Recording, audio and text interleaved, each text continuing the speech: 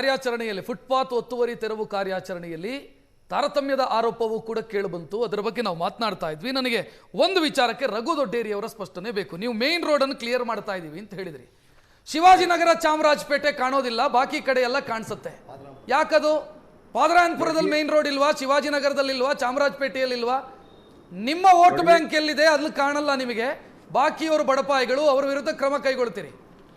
ನೋಡಿ, ನಾವು ಯಾವುದೇ ಒಂದು ಧರ್ಮ, ಜಾತಿ, ಭಾಷೆಯನ್ನ ಇಟ್ಕೊಂಡು ನಾವು ಇದನ್ನ ವ್ಯವಸ್ಥೆಯನ್ನ ಸರಿಪಡಿಸೋದಿಲ್ಲ.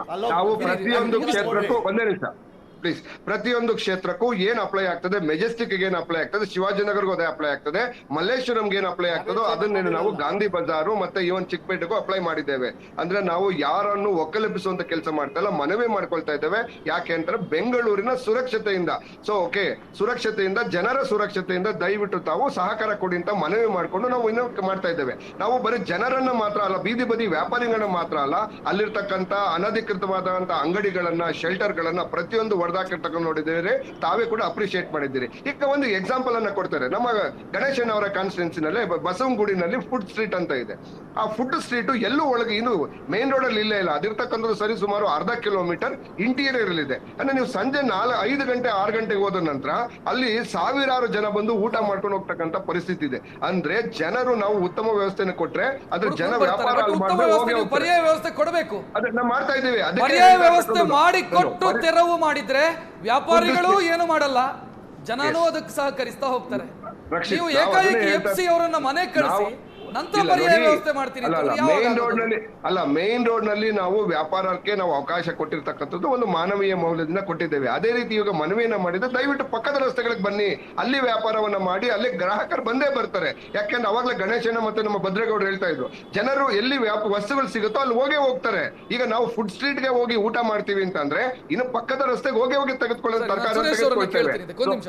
ಸುರೇಶ್ ಅವರನ್ನು ಕೇಳೋಣ. ಸುರೇಶ್ ಅವರೇ, ಜನಗಳಿಗೆ ಎಷ್ಟು ತೊಂದರೆ ಇದೆ ಅಂತ ಗೊತ್ತಿದೆಯಾ ನಿಮ್ಗೆ? ಸರ್ ಸುರೇಶ್ ಅವರೇ, ನಿಮ್ಮ ಮನೆ ಮುಂದೆನೆ ಬಂದು ನಾವು ವ್ಯಾಪಾರ ಮಾಡ್ತಿದ್ರೆ ನೀವು ಬಿಟ್ಟು ಬಿಡ್ತೀರಾ? ಅಲ್ಲ, ಈಗ ಫುಡ್ ಸ್ಟ್ರೀಟ್ ಇದೊಂದು ಉದಾಹರಣೆ ಕೊಟ್ಟರು. ಯಾರು ಬಿಡಲ್ಲ ಸರ್, ಎಲ್ಲರಿಗೂ ತೊಂದರೆ ಆಗುತ್ತೆ ಅದು ಪಬ್ಲಿಕ್ ಗೆ. ಪರ್ಯಾಯ ವ್ಯವಸ್ಥೆಯನ್ನ ವ್ಯಾಪಾರಿಗಳು ಹುಡುಕಿಕೊಂಡ್ರೆ ಜನನೂ ಕೂಡ ಹುಡುಕೊಂಡು ಬರ್ತಾರೆ ಅಂತ. ಎಲ್ಲವೂ ನನಗೆ ಸರ್ಕಾರ ಮಾಡಿಕೊಡ್ಬೇಕು, ಮೈನ್ ರೋಡ್ ಅಲ್ಲೇ ಮಾಡಿಕೊಡ್ಬೇಕು, ಫುಟ್ಪಾತ್ ಅಲ್ಲೇ ಮಾಡಿಕೊಡ್ಬೇಕು ಅಂತ ಹಠ ಹಿಡಿಯೋದು, ಪಟ್ಟು ಹಿಡಿಯೋದು ಸಮಂಜಸ ಅಲ್ಲ. ಸರ್, ನಾವು ಹೇಳ್ತಾ ಇದೀವಲ್ಲ, ಫುಟ್ಪಾತ್ ನಮಗೆ ಬೇಕು ಅಂತ ನಾವು ಕೇಳ್ತಾ ಇಲ್ಲ. ಫುಟ್ಪಾತ್ ಅಗಲ ಮಾಡಿ ಹಿಂದಕ್ಕೆ ನಮಗೆ ಕೊಟ್ಟು ಮುಂದೆ ಜನ ಓಡಾಡಕ್ಕೆ ಮಾಡಿಕೊಡಿ. ಇಲ್ಲ ಅಂದರೆ ಮೇನ್ ರೋಡ್ಗೆ ಸಂಬಂಧಪಟ್ಟಂಗೆ ಜಾಗಗಳು ಎಲ್ಲೆಲ್ಲಿದೆ ಅಲ್ಲಿ ಮಾಡಿ. ಯಾರು ಬೇಡ ಅಂದರು ನಾವು ಬೇಡ ಅಂತ ಹೇಳಿದ್ದೀವ. ನಾವು ಫುಟ್ಪಾತೇ ಬೇಕು ಅಂತ ಕೇಳ್ತಾ ಇಲ್ಲ ಸರ್ ನಾವು. ಇವರು ಸುಂದರೀಕರಣ ಮಾಡೋಕ್ಕೆ ಹೋಗಿ ಬೀದಿ ವ್ಯಾಪಾರಿಗಳನ್ನ ಜೀವನ ಹಾಳು ಮಾಡ್ತಾ ಇದ್ದಾರೆ. ಫಸ್ಟು ಜಾಗಗಳನ್ನ ವ್ಯವಸ್ಥೆ ಮಾಡಿ ನಂತರ ಬೀದಿ ವ್ಯಾಪಾರಿಗಳನ್ನ ಶಿಫ್ಟ್ ಮಾಡಬೇಕಾಯಿತು. ಏಕಾಏಕಿ ಯಾರು ಇವ್ರಿಗೆ ಗದಾ ಪ್ರಹಾರ ಮಾಡೋಕ್ಕೆ ಹೇಳಿದ್ರು JCB ತಂದು.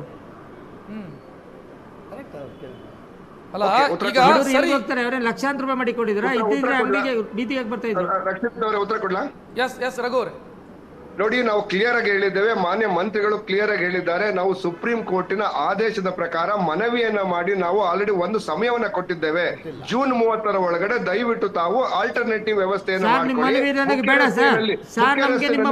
ಖಾಲಿ ಮಾಡಿ ಅಂತ ಮನವಿಯನ್ನ ಮಾಡಿ 1 ತಿಂಗಳ ಕಾಲಾವಕಾಶವನ್ನು ಕೊಟ್ಟ ನಂತರ ಇಂದು ಏಕಾಏಕಿ ಮಾಡಿರ್ತಕ್ಕಂಥದ್ದಲ್ಲ. ಯಾಕೆ ನಿಮಗೆ 1 ತಿಂಗಳ ಕಾಲಾವಕಾಶ ಬೇಡ, ನಮ್ಮ ಮನವಿ ಬೇಡ, ನಮಗೆ ವೆಂಡಿಂಗ್ ಝೋನ್ ಕನ್ಸಿಡರ್ ಮಾಡಿ. ಫಸ್ಟ್ ಕನ್ಸಿಡರ್ ಮಾಡಿ ನೆಕ್ಸ್ಟ್ ಬಗ್ಗೆ ಮಾತಾಡಿ. ನೀವು ಮುಖ್ಯ ರಸ್ತೆನಲ್ಲೂ ವೆಂಡಿಂಗ್ ಝೋನ್ ಮಾಡ್ಕೊಟ್ಟಿರ್ಲಿಲ್ಲ ಯಾರು, ಯಾವುದೇ ಸರ್ಕಾರಗಳಾಗ್ಲಿ, ಹಿಂದೆ ಬಂದಂತ ಸರ್ಕಾರಗಳಾಗ್ಲಿ, ಈಗಿನ ಸರ್ಕಾರ ಆಗ್ಲಿ, ಮುಖ್ಯ ರಸ್ತೆನಲ್ಲೂ ವೆಂಡಿಂಗ್ ಝೋನ್ ಅಂತ ಯಾರು ಫೈನಲೈಸ್ ಮಾಡಿರ್ಲಿಲ್ಲ.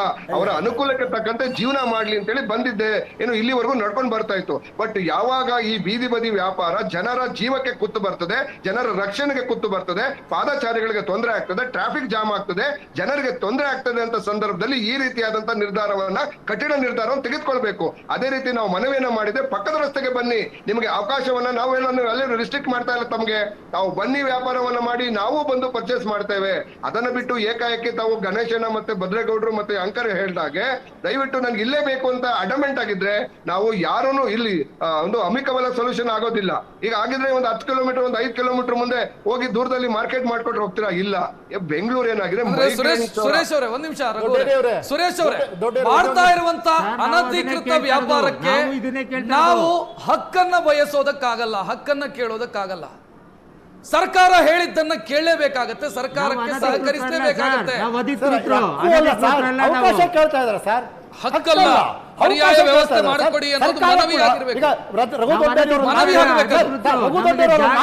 ನಮಗೆ ಆಕ್ಟ್ ಪ್ರಕಾರ ನಮಗೆ ಜೀವನಕ್ಕೆ ದಾರಿ ಮಾಡಿಕೊಡಿ, ಅವಕಾಶ ಕೇಳ್ತಾರೆ, ಹಕ್ಕಲ್ಲ ಸರ್ ಅದು. ಸುರೇಶ್ ಅವರೇ, ಈಗ ದೊಡ್ಡವರಿಯವರು ರಘು ದೊಡ್ಡವರಿಯವರು ಸುರೇಶ್ ಅವರೇ, ದೊಡ್ಡವರಿಯವರು ಹೇಳಿದ್ರು ಸರ್ಕಾರ ಈಗಾಗಲೇ 30 ದಿವಸ ಕಾಲಾವಕಾಶ ಕೊಟ್ಟಿದೆ ಅಂತ ತಮ್ಮ ಗಮನಕ್ಕೆ ಒಂದ್ ನಿಮಿಷ ಸರ್, ಒಂದೇ ನಿಮಿಷ. ಅವರು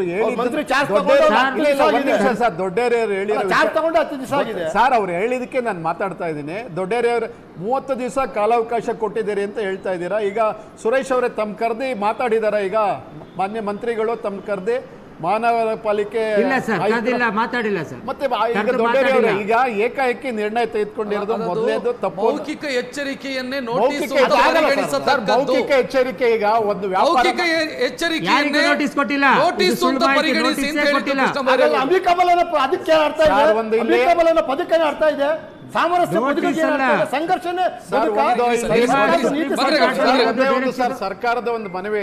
ಈಗ ನಿಮ್ಮ ಸುಪ್ರೀಂ ಕೋರ್ಟ್ ಆದೇಶ ಫುಟ್ಪಾತ್ ಅಲ್ಲಿರುವ ಬೋರ್ಡ್ಗಳು, ಅಂಗಡಿ ಮುಂಗಟ್ಟುಗಳು ಮುಂದೆ ಇರೋದು ವೆಹಿಕಲ್ ಪಾರ್ಕಿಂಗ್ ಅನ್ನು ಕ್ಯಾನ್ಸಲ್ ಮಾಡಿ ಅಂತ ಬೀದಿ ವ್ಯಾಪಾರಿ ಎಲ್ಲೂ ಮೆನ್ಷನ್ ಇಲ್ಲ ನಿಮ್ ಕೋರ್ಟ್ ಆರ್ಡರ್ ಅಲ್ಲಿ.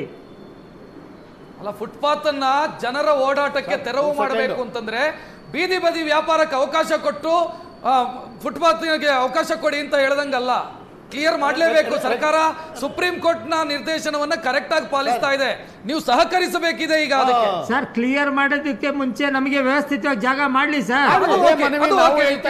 ಸರಿ ಇದೆ, ನಾವು ಮನವಿ ಹೇಳ್ತಾ ಇರೋದು ಸರ್ಕಾರ ಏಕಾಏಕಿ ಬಂದು ತೆರವುಗೊಳಿಸ್ಬಿಟ್ರೆ ನಾವ್ ಎಲ್ಲಿ ಹೋಗ್ಬೇಕು, ನಾವೇನ್ ತಿನ್ಬೇಕು, ಬಡವರು ಕಟ್ಕೊಡಿ ಅನ್ನೋದು ನಮ್ಮ ಮನವಿ ಸರ್. ರಾಜಕೀಯ ರಕ್ಷಿತ್ ಅವರೇ ನಾನೊಂದು ಮನವಿನ ನೋಡಿ, ಅವಾಗಲೇ ಮಾನ್ಯ ಮಂತ್ರಿಗಳು ಕ್ಲಿಯರ್ ಆಗಿ ಹೇಳಿದ್ದಾರೆ. ಎಸ್ ಮಾತಾಡಿ ರಘು ಅವರೇ. ನೋಡಿ, ನಾನು ಮಾನ್ಯ ಮಂತ್ರಿಗಳು ಕ್ಲಿಯರ್ ಆಗಿ ಹೇಳಿದ್ದಾರೆ, ಮೌಖಿಕವಾಗಿ ಮನವಿಯನ್ನ ಮಾಡಿದ್ದಾರೆ. ಏನೋ ಪ್ರತಿಯೊಬ್ಬರಿಗಲ್ಲಿ ಏನು ನಾವು ಇದನ್ನ ಹೋಗಿ ಕೊಡೋದಕ್ಕಾಗೋದಿಲ್ಲ. ಸರಿ ಸುಮಾರು 2.25 lakh street vendors across Bengaluru ಇದ್ದಾರೆ. ಬೆಂಗಳೂರು ಅಗಾಧವಾಗಿ 800 ಸ್ಕ್ವೇರ್ ಕಿಲೋಮೀಟರ್ ಬೆಳೆದಿರತಕ್ಕಂಥ ಜಾಗದಲ್ಲಿ ಅದನ್ನ ಅಷ್ಟು ಸುಲಭವಲ್ಲ. ಸೊ ನಾವು ಮನವಿಯನ್ನ ಮಾಡ್ತಾ ಇದ್ದೇವೆ ಏನಂತ ಹೇಳಿ, ನಾವು ಮುಖ್ಯ ರಸ್ತೆನಲ್ಲಿ ನಮ್ಮ ಸರ್ಕಾರ ಆಗ್ಲಿ ಹಿಂದಿನ ಸರ್ಕಾರಗಳಾಗ್ಲಿ ಯಾರು ಅದನ್ನ ವೆಂಡಿಂಗ್ ಝೋನ್ ಅಂತ ಕ್ರಿಯೇಟ್ ಮಾಡ್ಕೊಟ್ಟಿರ್ಲಿಲ್ಲ. ಏನೋ ಜೀವನ ನಡೀತಾ ಇತ್ತು, ಪಾಪ್ಯುಲೇಷನ್ ಕಮ್ಮಿ ಇತ್ತು, ಸಮಸ್ಯೆಗಳು ಕಮ್ಮಿ ಇತ್ತು, ಹಾಗಾಗಿ ಸರ್ಕಾರ ಅದನ್ನ ಅಲೋ ಮಾಡ್ತಾ ಇತ್ತು. ಈಗ ಸಮಸ್ಯೆಗಳು ಜಾಸ್ತಿ ಆಗಿದೆ, ಆಕ್ಸಿಡೆಂಟ್ ಗಳು ಜಾಸ್ತಿ ಆಗಿದೆ, ಸಮಸ್ಯೆ ಆಗಿದೆ, ಸುಪ್ರೀಂ ಕೋರ್ಟ್ ಆದೇಶ ಇದೆ.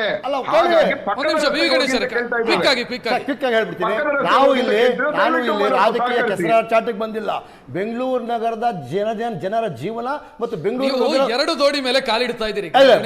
ಆದರೆ ಪ್ರೀತಿ ಮಾಡಬೇಡಿ. ಸ್ಟ್ರೀಟ್ ವೆಂಡರ್ಸ್ಗೆ ಒಂದು ಸ್ಥಳ ನಿಗದಿ ಮಾಡಿ, ಅಪ್ಪ ನೀವು ಬದುಕಿಯಲ್ಲಿ ಯಾರು ತೊಂದರೆ ಮಾಡಬೇಡಿ, ನಿಮ್ಮ ಬದುಕಿಗೆ ನಾವು ತೊಂದರೆ ಮಾಡಲ್ಲ ಅಂತ ಸಹಕಾರ ಕೊಡಿ. ಭದ್ರೇಗೌಡ್ರೆ, ಅವರಿಗೂ ಮತ್ತು ಸುರೇಶ್ ಅವರಿಗೂ ಧನ್ಯವಾದವನ್ನ ಹೇಳ್ತಾ ಕಾರ್ಯಕ್ರಮ ಮುಕ್ತಾಯಗೊಳಿಸುವಂತ ಸಮಯ ಒಂದಂತೂ ಸ್ಪಷ್ಟ, ಸರ್ಕಾರ ತೆಗೆದುಕೊಂಡಿರುವಂತ ಸ್ಟೆಪ್ ಸುಪ್ರೀಂ ಕೋರ್ಟ್ನ ಆದೇಶದ ಅನ್ವಯ. ಇಲ್ಲಿ ಹಠ ಹಿಡಿಯೋದಕ್ಕಿಂತ ಬುದ್ಧಿವಂತಿಕೆಯಿಂದ ಯೋಚನೆ ಮಾಡಬೇಕಾದಂತ ಅಗತ್ಯ ಸರ್ಕಾರಕ್ಕೂ ಇದೆ, ಬೀದಿ ಬದಿ ವ್ಯಾಪಾರಿಗಳಿಗೂ ಇದೆ ಅಂತ ಹೇಳ್ತಾ ಕಾರ್ಯಕ್ರಮವನ್ನು ಮುಕ್ತಾಯಗೊಳಿಸ್ತಾ ಇದ್ದೀನಿ. ನೇರ ದಿಟ್ಟ ನಿರಂತರ ಸುದ್ದಿಗಾಗಿ ನೋಡ್ತಾ ಇರಿ ಏಷ್ಯಾನೆಟ್ ಸುವರ್ಣ ನ್ಯೂಸ್. ನಮಸ್ಕಾರ.